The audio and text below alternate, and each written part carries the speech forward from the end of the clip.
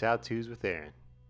And today I'm going to answer the question of what's the difference between sanded and unsanded grout. So basically it's just what it sounds like. The sanded grout has sand in it and the unsanded doesn't have sand.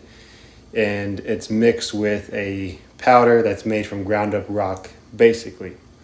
So the unsanded is for smaller joints, like on this backsplash I'm working with right here. Using the Mapei Unsanded Grout, which is great for joints that are 1/16 to an 1/8. So your small joints, this stuff is going to get in those cracks really easy because it doesn't have the grains of sand. So it's super creamy and it's a lot easier to get in there than it would be if you were using sanded grout. The sanded grout for bigger joints gives it a little more strength with filling in a larger area. That's the difference. That's how I do it and that's how you can do it. Check out my channel for other cool videos and be blessed.